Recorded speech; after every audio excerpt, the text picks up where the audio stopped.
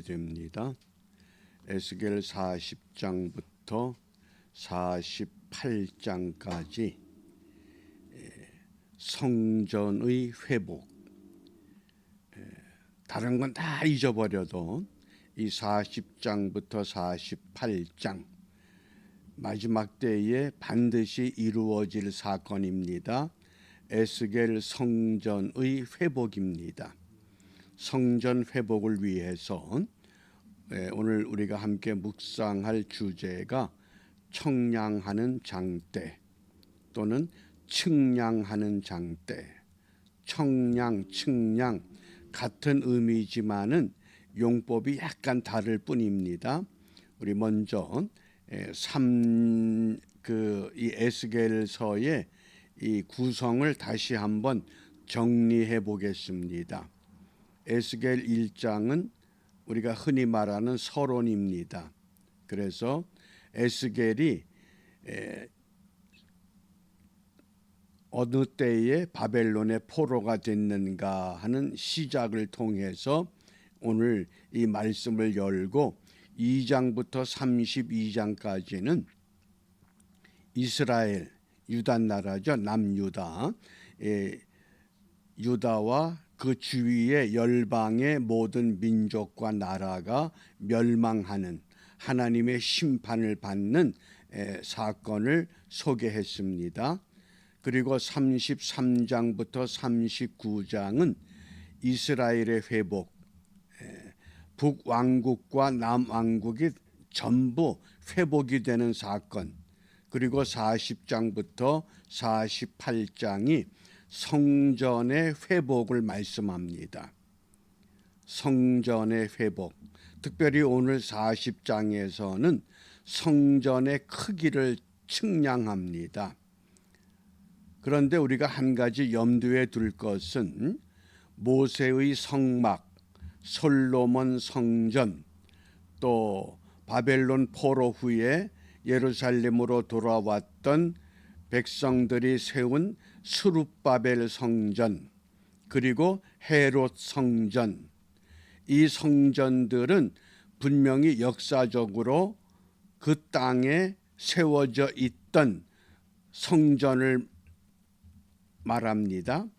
그런데 40장부터 48장에 소개되는 소위 에스겔 성전, 이 성전은 땅에 세워진 예가 없습니다. 그래서 우리가 흔히 이 에스겔 성전은 장차 미래에 완성될 성전이다.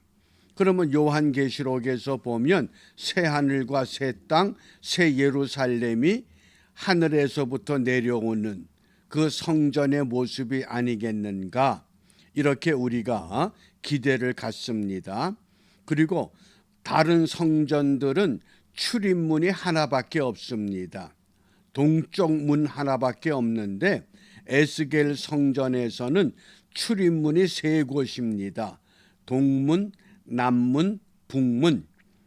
이것을 기억해 주시길 바랍니다. 그래서 에스겔 성전의 특징은 역사적으로 땅에 세워져 있던 흔적이 없다고 하는 사실, 그리고 그 출입문이 동문, 남문, 북문 세 곳으로 열려진다고 하는 것, 이것을 우리가 염두에 두고 이 아침에 성전을 회복하시는 하나님, 오늘 나에게 있어서 회복되어야 할 것이 무엇인가, 나의 어떤 것이 회복되기를 소망하는가, 그 소망을 우리 마음에 두고 이 에스겔 40장부터 48장 읽어가는 그 과정에서 회복하는 은혜를 직접 체험해 보시길 바랍니다. 그것이 우리의 영의 문제가 됐든 혼의 문제가 됐든 육체의 문제가 됐든, 동일한 하나님은 과거에도 회복을 시키시지만은 지금도 회복시키신다고 하는 것, 이것을 우리가 염두에 두고 오늘 묵상의 주제가 있는 3절 말씀을 함께 읽습니다.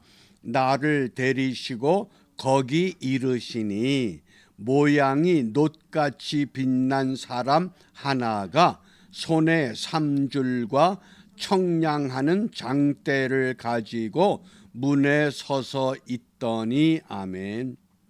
나를 데리고 거기 이르시니, 거기라고 하는 것, 이것이 우리가 에스겔 48장에 보면 여호와 하나님이 거기 계신다, 여호와 삼마 그러죠. 그게 삼마라는 것이 거기라는 뜻입니다. 그리고 손에 놋같이 빛난 사람, 어떤 학자들은 천사라기도 하고 또 어떤 학자들은 성육신 되시기 전에 인자의 모습이다, 이렇게도 해석을 합니다. 놋같이 빛난 사람이 손에 두 가지를 들고 있는데 삼줄, 이 삼줄이라고 하는 것은 큰 것을 측량하는 도구입니다. 그리고 청량하는 장대, 요건 작은 것을 청량하는 도구입니다. 큰 것과 작은 것을 청량하는 도구를 가지고 문에 서 있었다. 이게 청량하는 장대입니다. 요한계시록에 보면 마지막 때에 무엇을 청량하느냐? 성 밖의 사람이 아니라 성 안에 있는 사람들만 청량하라고 말씀하셨습니다. 왜냐하면 이미 성 밖의 것은 하나님의 징계, 하나님의 심판을 받은 사람들이기 때문에 정말 예수님을 갈망하고 기다리는 온전한 믿음의 사람인가 아닌가? 그래서 성 안에 있는 사람만 청량하라고 말씀하십니다. 우리가 이것을 유념하시면서 그러면 오늘 이 청량하는 이 장대라고 하는, 그래서 측량과 청량이라고 하는 단어를 잠시 살펴보면, 측량은 어떤 도구를 써서 그 물건의 깊이, 높이, 길이, 넓이, 거리 등을 헤아리는, 그러니까 우리가 측량 기구가 있습니다. 기구를 사용할 때는 측량이라고 표현을 하고, 청량이라고 하는 것은 이 자를 가지고 크기를 헤아릴 때 쓰는 용어입니다. 그러니까 좀 더 현대식 도구냐 아니면 재래식 도구냐, 이렇게 이해하면 되겠습니다. 그래서 어떤 성경에서는 청량, 어떤 성경에서는 측량, 이렇게 번역하지만은 같은 의미라고 하는 것 이해하시고, 구약에서 주로 측량할 때 규빗을 많이 사용합니다. 우리가 성인 어른의 팔꿈치에서 가장 긴 가운데 손가락까지의 길이 뭐 45.6cm다 또는 뭐 50cm다. 왜냐하면 사람마다 그 팔의 길이가 다르기 때문에 그렇습니다. 그래서 규빗이라고 하는 이 길이의 크기, 그 다음에 성경에서 이제 자라고 하는데 새번역 성경에서는 자로 번역을 했고, 우리가 사용하고 있는 이 개역 성경에서는 척이라고 표현을 합니다. 이 자와 척은 뭐냐? 규빗이라고 하는 이 한 크기에다가 한 손바닥 넓이를 더한 겁니다. 대략 52cm라고 우리가 추정을 합니다. 이걸 이해를 해 두시면 오늘 이 청량, 측량, 우리가 혼돈 없이, 또 규빗, 자, 우리가 혼돈 없이 말씀을 읽어갈 수 있겠습니다. 그러면 이 왜 측량하라고 하시는가? 왜 새 성전에 그냥 들어가라 하면 될 텐데, 우리가 세상에서도 교회를 건축을 완공하면 우리가 헌당 예배를 드리는데, 오늘 새 성전을 측량하게 하십니다. 왜 측량하게 하시는가? 4절입니다. 4절 말씀, 우리 함께 읽습니다. 그 사람이 내게 이르되 인자야 내가 네게 보이는 그것을 눈으로 보고 귀로 들으며 내 마음으로 생각할지어다. 내가 이것을 네게 보이려고 이리로 데리고 왔나니 너는 본 것을 다 이스라엘 족속에게 고할지어다 하더라. 아멘. 여기 네 가지 동사가 매우 중요합니다. 이 동사가 우리가 신앙생활을 잘하고 하나님의 말씀을 바르게 읽고 묵상하는 과정이라고 생각하면 됩니다. 또 이게 믿음의 기본 이 순서가 되기도 합니다. 우리가 로마서에 보면 믿음은 들음에서 나며 들음은 그리스도의 말씀이다. 그럴 때 먼저 눈으로 보고 하나님의 말씀을 봐야 됩니다. 듣기만 하는 것 가지고는 되질 않습니다. 눈으로 보고 그 다음에 두 번째 귀로 들으며 듣고 들어야 됩니다. 듣는데 아무 것이나 듣는 것이 아니라 올바른 가르침, 올바른 교훈, 그래서 보고 듣고 그 다음 세 번째 내 마음으로 생각할지어다. 생각, 이걸 다른 말로 표현하면 묵상이 되는 겁니다. 묵상, 하나님의 말씀을 보고 듣고 묵상합니다. 우리가 요한계시록을 암송하게 되면 가장 중요한 구절 가운데 하나가 1장 3절이죠. 이 예언의 말씀을 읽는 자는 단수입니다. 듣는 자들, 지키는 자들, 이들이 복이 있다 그랬습니다. 그러므로 보고 듣고 묵상하는 자들이 복이 있습니다.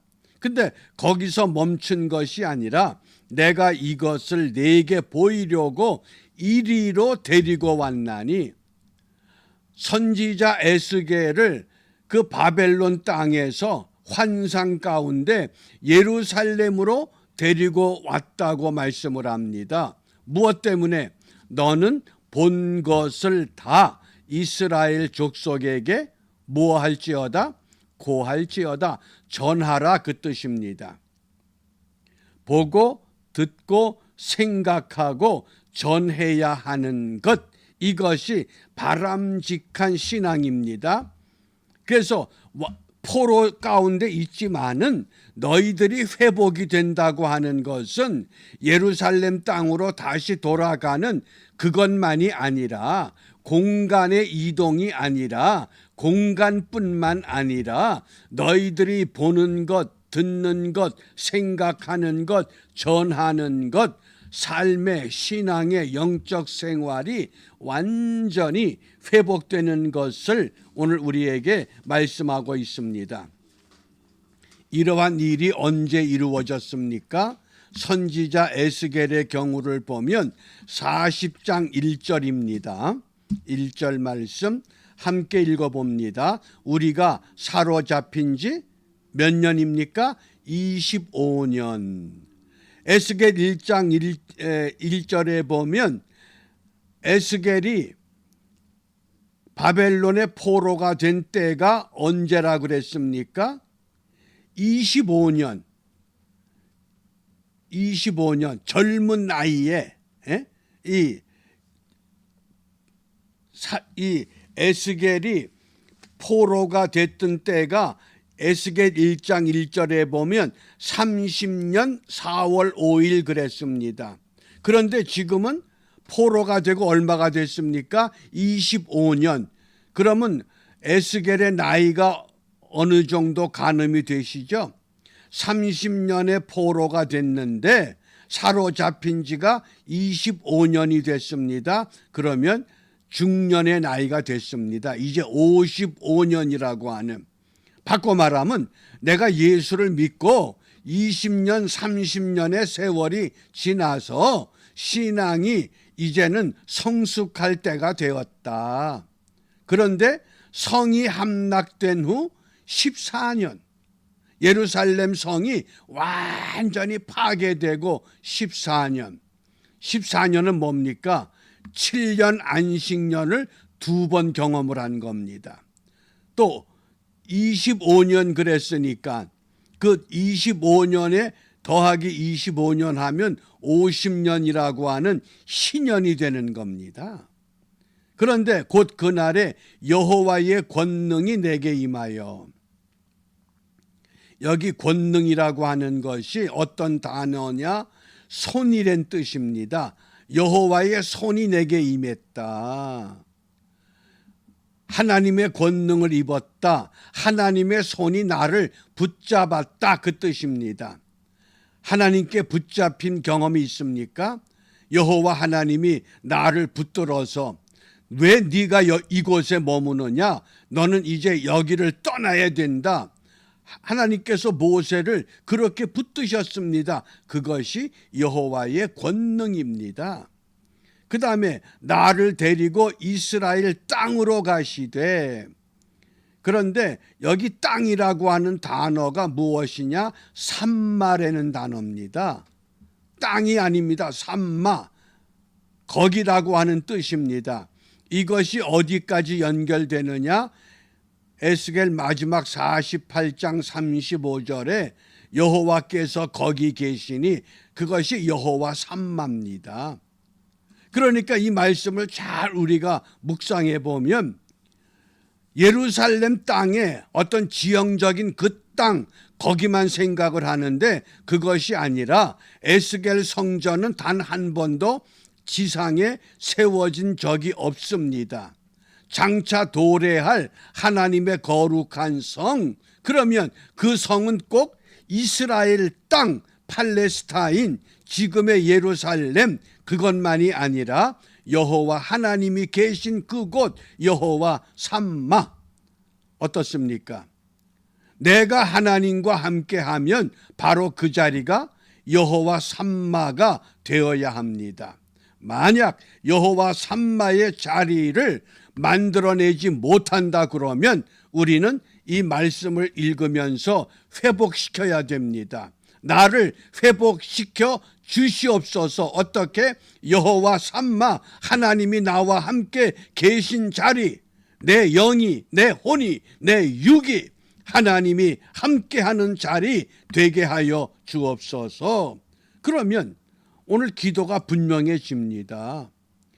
에스겔 시편 48편 13절에 보면 그 성벽을 자세히 보고 그 궁전을 살펴서 후대에 전하라. 우리가 새하늘과 새 땅을 누구나 다 기다리고 있습니다.